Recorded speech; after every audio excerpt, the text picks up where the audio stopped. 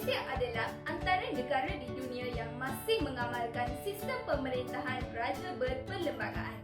Dalam sistem raja berperlembagaan, raja harus bertindak mengikut peruntukan perlembagaan yang telah ditetapkan sekaligus menutup ruang kepada kuasa mutlak.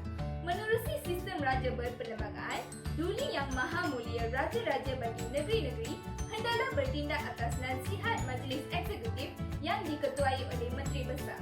Struktur pemerintahan Kerajaan Persekutuan terdiri daripada 3 badan utama iaitu Badan Perundangan, Badan Pelaksana Pentadbiran dan Badan Kehakiman.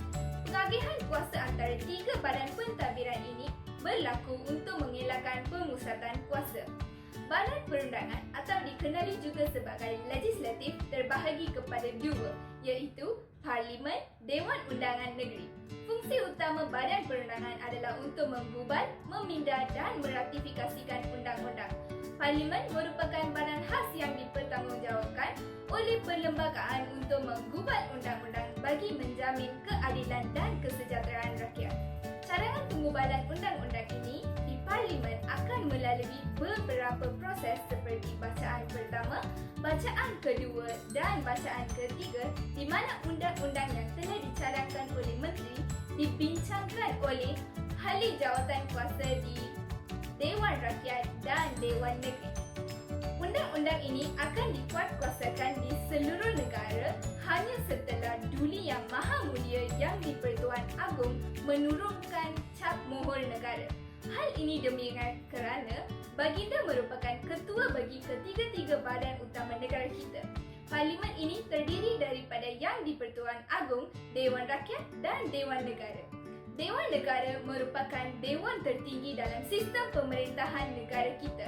Keahliannya dipilih daripada 13 buah negeri iaitu 2 orang ahli yang dipilih oleh setiap Dewan Undangan Negeri. 2 orang ahli yang dipilih oleh Yang di-Pertuan Agong mewakili wilayah Persekutuan Kuala Lumpur dan seorang lagi wilayah Persekutuan Labuan. Ahlinya terdiri daripada ahli politik, orang awam dan individu yang mempunyai pengalaman dalam pelbagai bidang serta berjasa kepada negara. Ahli-ahli di Dewan Negara digelar sebagai senator yang dilantik tanpa bertanding dalam pilihan raya dan mereka akan mewakili setiap negeri untuk tempoh 3 tahun. Taraf senator adalah sama dengan ahli parlimen dan mereka boleh dilantik menjadi ahli jemaah menteri. Seterusnya, Dewan Rakyat pula mengandungi 219 orang ahli yang mewakili semua kawasan pilihan raya di seluruh negara. Tempoh jawatan bagi anggota ahli Dewan Rakyat ialah 5 tahun dan mereka dipilih oleh rakyat dalam pilihan raya umum.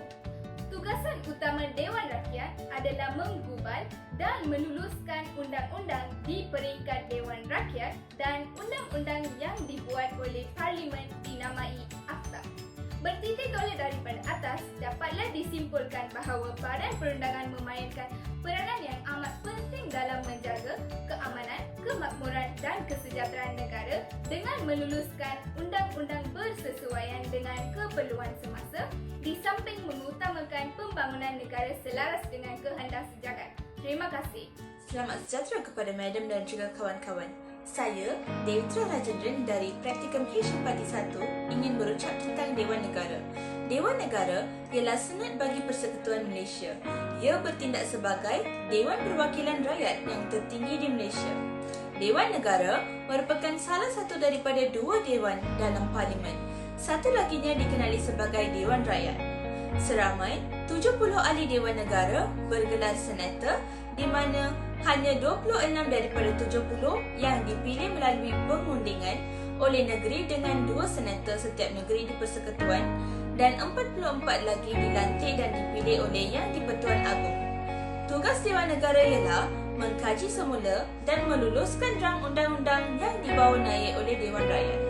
Dewan Negara mempunyai kuasa dan pengaruh yang lebih besar dalam soal suatu rang undang-undang yang bertujuan membuat pindaan kepada perlembagaan Malaysia.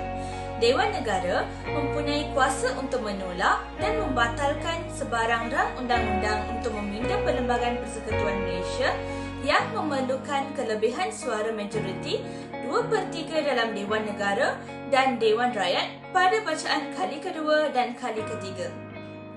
Pindaan Perlembagaan Malaysia bukan sahaja mesti diluluskan oleh majoriti 2/3 di Dewan Rakyat, tetapi juga mesti diluluskan dengan majoriti 2/3 di Dewan Negara yang berhak menggunakan kuasa vetonya jika rang undang-undang untuk meminda Perlembagaan Malaysia itu ditolak. Kuasa veto yang dipunyai oleh Dewan Negara berkenaan rang undang-undang untuk meminda Perlembagaan Persekutuan telah diperuntukkan di bawah Perkara Perlembagaan Persekutuan Malaysia. Itu sahaja daripada saya tentang Dewan Negara. Sekian, terima kasih.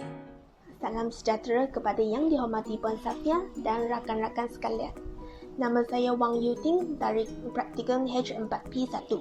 Pada hari ini, saya akan membentangkan tentang Dewan Rakyat. Dewan Rakyat merupakan sebuah majlis bagi wakil-wakil rakyat untuk menyuarakan dan membelah nasib rakyat di kawasan yang diwakili dan memberi tumpuan kepada perkara-perkara yang menjadi kepentingan umum. Bilangan ahli Dewan Rakyat ialah 219 orang. Gelaran ahli Dewan Rakyat sebagai ahli parlimen, ahli-ahli Dewan Rakyat dipilih melalui pilihan raya. Tempoh perkhidmatan seorang ahli ialah 5 tahun. Kelayakan untuk menjadi seorang ahli ialah warga negara Malaysia tidak kurang daripada 21 tahun, waras fikiran, bukan seorang muflis, tidak memegang jawatan berpendapatan dan tidak mempunyai rekod jenayah. Seseorang ahli akan hilang kelayakan jika diisytiharkan sebagai seorang yang tidak sempurna akal. Muflis, memegang jawatan berkaji dan berfaedah, tidak menghadiri persidangan dewan selama 6 bulan. Gagal menghantar penyata perbelanjaran pilihan raya dalam tempoh yang ditetapkan setelah mengambil bahagian dalam pilihan raya. Disabitkan dengan kesalahan oleh Mahkamah Persekutuan dan dihukum penjara melebihi 1 tahun atau didenda melebihi RM2,000 dan memperoleh kewarganegara asing seperti sukarela dan membuat pengakuan taat setia kepada negara asing.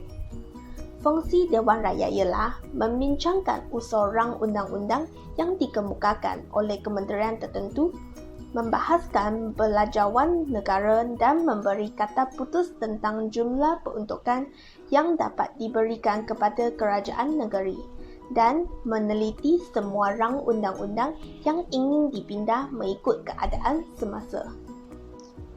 Pembentangan saya tentang Dewan Rakyat sampai sini. Sekian, terima kasih. Melati tumbuh melata, tumbuhnya pula di pohon cemara. Assalamualaikum mulanya kata, saya sembah pembuka bicara. Assalamualaikum warahmatullahi wabarakatuh dan salam sejahtera yang saya hormati Puan Safia binti Ahmad dan rakan-rakan sekalian. Pada hari yang mulia ini, saya akan membentangkan tajuk Takrif Perundangan. Untuk pengetahuan semua, perundangan yakni legislation atau undang-undang bertulis adalah undang-undang yang telah digubal oleh legislatif atau badan penggubalan undang-undang lain.